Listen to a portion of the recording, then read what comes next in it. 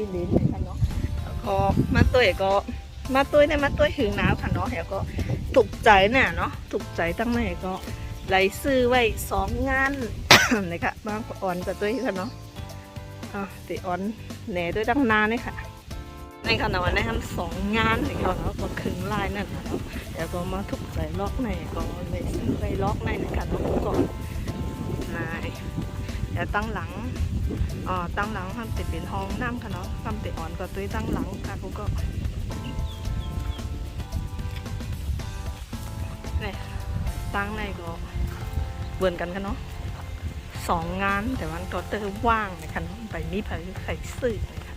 บ่เผยเก๊กเลยก็มาซื้อเลยค่ะเนาะมีหลักอันนี้มีหลักมีหลักมึงมีปะส่งมาเด็ดอันนี้ตั้งน้ำค่ะเนาะตั้งน้ำประตูเฮิร์ตเนี่ยค่ะเนาะแล้วก็แต่มีหนองน้ำใหญ่ๆจังไหนค่ะผมก็ถอดด้วยหรอกลมแห้งน่ะลมก็ตัวได้ลมก็เย็นดีนะเนาะเสียงก็วิวแล้วก็เสียงลมในอันนั้นจะเป็นหนองน้ำใหญ่ค่ะเนาะเรามาอยู่ตั้งในก็ตีแคมค่ะเนาะลมเย็นดีเหมือนกรุงเทพค่ะเนาะในหนองน้ำใหญ่ค่ะเนาะในตีหิมอันในซ้ำติเป็น1 ไร่นะคะเนาะ1 ไร่เนี่ยอันในก็ตีหันกว้างค่ะเนาะอันเมื่อไกลอันเท่าตัวแบงแดก็เป็นครึ่งไร่นะคะเนาะครึ่งกลางก็ตีกายค่ะเนาะก็ครึ่งไร่ก็ครึ่งต่อครึ่งหน้าเนาะต่างอุ่นทำตีรถขึ้นไปค่ะเนาะของตัวเลยเอาเคกันนั้นเนี่ยก็ไหลซื้อไปกันนั้นย่อมเลยค่ะเนาะอันในซ้ำ1 ไร่เขาก็มาตัวอย่างตี1 ไร่ก็ตั้งหลังได้เขาก็เตะขุดบ่อน้ำปั่นกูลอกไหมคะเนาะตั้งอุ่นก็เตะไหล2 ไร่ 3 ไร่ค่ะอยู่เนาะตั้งไว้อันกะตีอันเขาซื้อไว้ก็มือเขาซื้อให้ก็เขาตีแถมบันลิ้นค่ะเนาะลิ้นกันหล่นนะคะรถเล็กค่ะเนาะแล้วก็เขาตีแถมบันอันตีซุ้มเล็กๆเลยเขาแต่ว่าซุ้มเนี่ยไปมากค่ะเนาะมือผูกมือคือน่ะเขาติดมากปัวเขามาซื้อเนี่ยก็เขาก็มาลาดเขาไหลค่ะเนาะว่าเขาเก๊กอันแล้วปัวมันมีแทงหลายล็อกค่ะเนาะทั้งอุ่นก็ไปมีเผามาซื้อเนี่ยค่ะเนาะ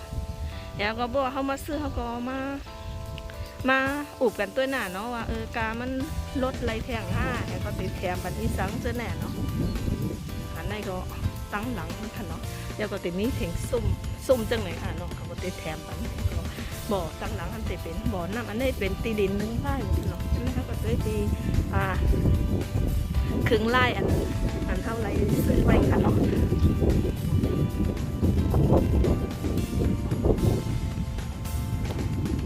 ในการเนาะตั้งหลังมันสร้างติดเป็น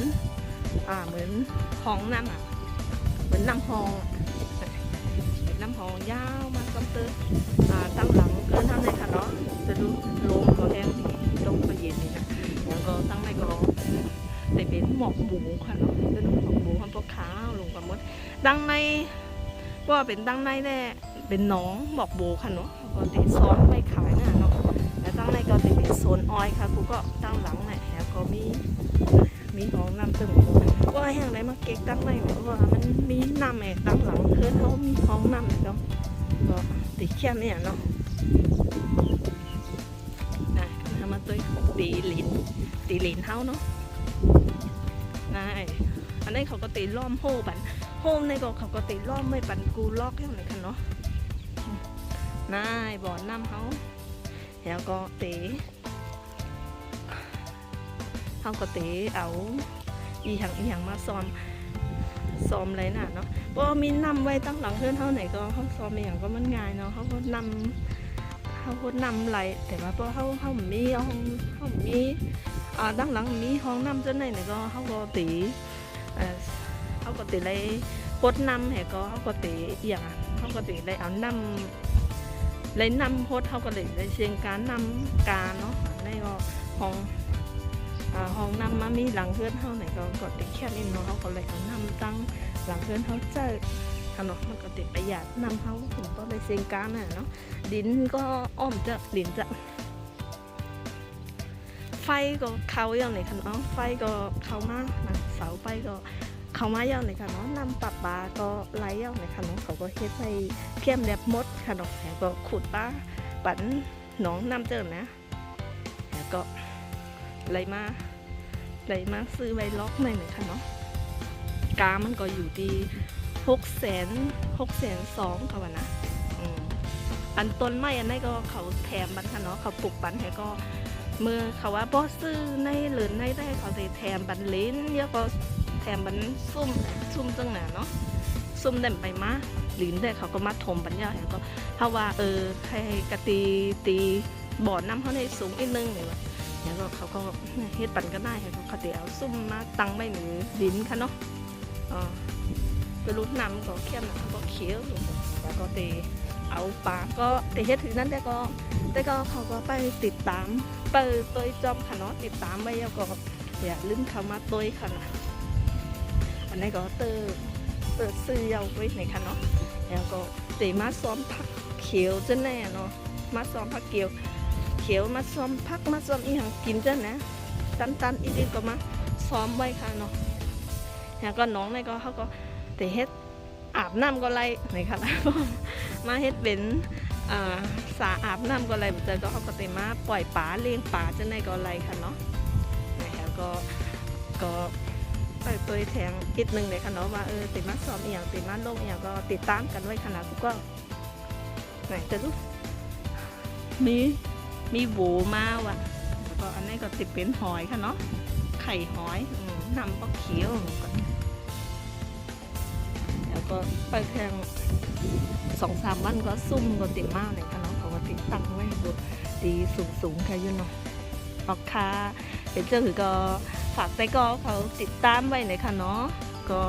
บัวติมาซ้อมอย่างไรก็ติมาปลุกอย่างก็แทงก็ติลงในใต้ก็เขาเลยหันกันแทงเลยค่ะฝากติดตามไว้เลยค่ะเนาะยิ้มจมใหญ่ๆนำที่คำว่าตัวไหนค่ะเนาะใหม่สูงค่ะพอเขาติมาซ้อมพักซ้อมอย่างได้เขาก็ไปไฮลิ้นจะเขาหลุดไรมาปรุง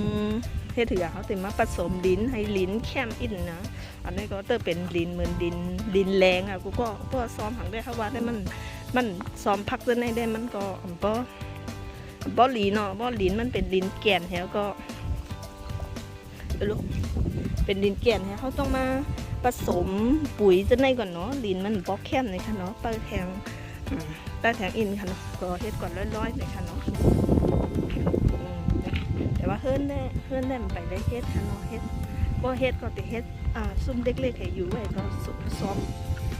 อมพักซ้อมหมอกยาซ้อมพักเล่นซ้อมอย่างเล่นอิดๆออดๆนะซ้อมเล่นก็จะซ้อมกินเนาะซ้อมอิดๆออดๆเดี๋ยวก็